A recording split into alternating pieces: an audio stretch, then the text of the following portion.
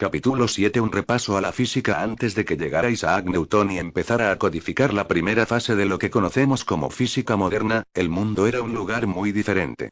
La alquimia estaba a la orden del día cuando se trataba de aprender acerca de los secretos del universo. La alquimia se ocupaba de la naturaleza cualitativa de la materia, no de la cuantitativa. Ello significa que estaba dividida en los 4 elementos: tierra, aire, agua y fuego. Esta disciplina abarcaba también las simpatías o correspondencias entre objetos materiales y otras fuerzas. En todos los sentidos de la palabra, era el estudio de la magia. Los libros de texto corriente sobre la historia de la ciencia a veces describen la alquimia como una disciplina basada en observaciones pueriles e ingenuas, pero que abrió el camino para las investigaciones que desembocarían en la ciencia actual. Casi siempre se describe la alquimia de una manera ridícula. También dicen que su objetivo era la transmutación de los metales en oro. Aunque esta afirmación contiene cierta verdad, se presta a malentendidos. La alquimia, en su forma más elevada, se ocupaba de la transmutación de la conciencia. Los objetos físicos eran considerados una manifestación de la conciencia y no se los veía como objetos independientes u objetos por derecho propio. Naturalmente, si uno podía cambiar la conciencia y se hacía experto en ello, también podía cambiar el metal en oro. En otras palabras, alquimia es otra forma de decir metafísica. Ambas palabras tienen sus propias connotaciones específicas, pero ambas están relacionadas con la idea de fuerzas que son superiores al mundo físico común.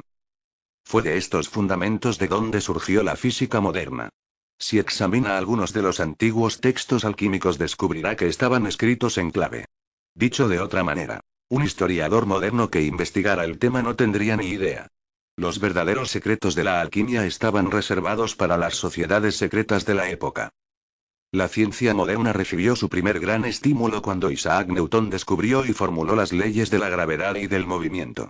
Estas leyes siguen estando vigentes en su mayor parte ya que resultan de innegable utilidad práctica. Si estudia su carrera completa, verá que Newton fue un hombre brillante y que su obra fue asombrosa.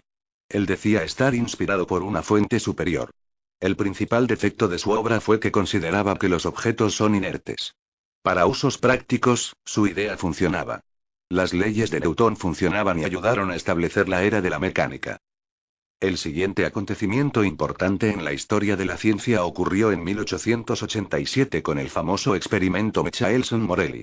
Este experimento fue considerado un importante y sorprendente fracaso, que hizo temblar a la comunidad científica y cuyos efectos siguen estando presentes entre nosotros. Albert Michelson, catedrático de física, y Edward Morley, catedrático de química, intentaron demostrar la existencia de una sustancia llamada éter que se creía que llenaba todo el espacio y también que servía como el elemento de soporte sobre el cual viajaban las ondas de luz. Prácticamente todos los científicos de la época creían en el concepto del éter. Era como una especie de campo unificado, aunque en realidad no se podía llamar así porque existían demasiadas incógnitas en la física popular de entonces. El concepto del éter tiene su origen entre los antiguos alquimistas. Ellos concebían un medio que abarcaba la totalidad de las existencias. Para ellos, el éter era ilimitado y servía no solo al espacio normal sino también a los aspectos sutiles y espirituales de la existencia. Constituía el mismísimo tejido de la propia existencia. Cuando la influencia de la física newtoniana empezó a hacer hincapié en temas estrictamente físicos, se perdieron los aspectos más nobles del éter. A medida que la física iba avanzando, el concepto del éter fue utilizado para describir el medio a través del cual se trasladaban la luz y las ondas electromagnéticas. La lógica empleada era que si el sonido forma ondas en el aire y que si el movimiento causa ondas u olas en el agua, entonces la luz debería consistir en ondas que se desplazaban por un medio similar. Además, si existía ese éter, era fácil aceptar que la luz se vería frenada en su avance al chocar contra un viento del éter. Así pues, el éter podía ser medido y demostrada su existencia. Michelson y Morley decidieron demostrar que el éter existía emitiendo 2 rayos de luz desde una única fuente y midiendo la diferencia entre el tiempo que tardaban los 2 rayos en regresar a la fuente original. Lo hicieron con espejos, de manera tal que representaban un rayo que se movía con la órbita terrestre, mientras que el otro lo hacía en dirección contraria. La teoría de la época era que la Tierra orbita siguiendo un viento, el viento del éter, o momentum. Michelson y Morley descubrieron, ante su sorpresa y consternación, que los 2 rayos de luz regresaban a la fuente en períodos de tiempo idénticos. Eso significaba que el éter no tenía signos visibles de certidumbre.